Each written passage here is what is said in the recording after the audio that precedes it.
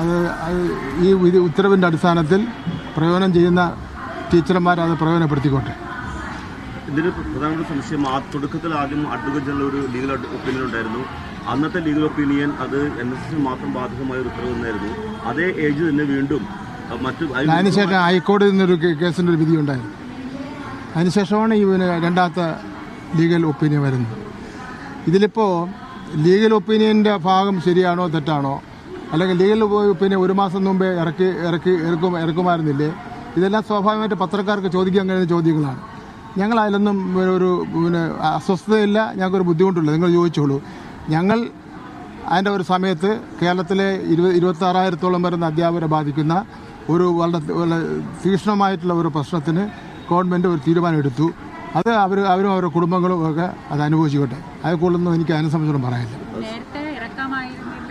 ഇല്ല അതൊന്നും അതിനെപ്പറ്റി ഞാൻ അഭിപ്രായം പറയുന്നേ ഇല്ല. സഭകൾ തന്നെയാണ് പറയുന്നത് രാഷ്ട്രീയ ലക്ഷ്യത്തോടെയാണ് ഇത്രയും കാലം ഉണ്ടായിരുന്ന സർക്കാർ പെട്ടെന്ന് തെരഞ്ഞെടുപ്പ് മുന്നിൽ കണ്ടുകൊണ്ടാണോ അങ്ങനെ അഭിപ്രായം പറയുന്ന സഭകൾ പറഞ്ഞോട്ടെ. നമുക്ക് ഒരു വിരോധമില്ല. ഇനി ആ ഉത്തരവിന് പിൻവലിക്കണമെന്ന അഭിപ്രായം ആർക്കെങ്കിലും ഉണ്ടോ? കേരള സ്റ്റോറിയിൽ ഈ ബീഫിൻ്റെ ഒരു കോൺട്രവേഴ്സി വന്നിട്ടുണ്ട്.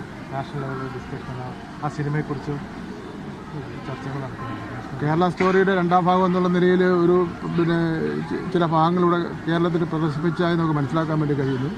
ഒന്നാം ഭാഗത്തിൻ്റെ കേരളത്തിലെ ജനങ്ങൾ തള്ളിക്കളഞ്ഞതാണ്. അത് വെറും രാഷ്ട്രീയം മാത്രമാണ്. കേരളത്തിൽ നടന്നുകൊണ്ടിരിക്കുന്ന വികസന പ്രവർത്തനങ്ങളെ അത് തെറ്റായി ചിത്രീകരിക്കുന്നതിന് വേണ്ടിയാണ് ഒന്നാമത്തെ സ്റ്റോറി വന്നിട്ടുള്ളത്.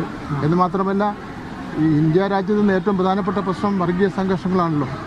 വർഗീയ സംഘർഷവും അതുപോലെ മതേതരത്തിന് എതിരായിട്ടുള്ള പോരാട്ടങ്ങളുമൊക്കെയാണല്ലോ നടന്നുകൊണ്ടിരിക്കുന്നത് രാജ്യത്താണ്.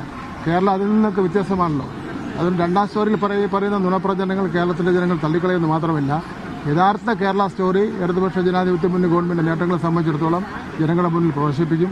അപ്പോൾ ജനങ്ങൾക്ക് ഇപ്പോൾ തന്നെ ജനങ്ങൾക്ക് അത് ബോധ്യമാണ്, കുറച്ചുകൂടെ ബോധ്യപ്പെടും. അത് ഈ തെരഞ്ഞെടുപ്പ് മുന്നിൽ കണ്ടുകൊണ്ട് തയ്യാറാക്കിയിട്ടുള്ള കേരള സ്റ്റോറി രണ്ടാമാണല്ലോ.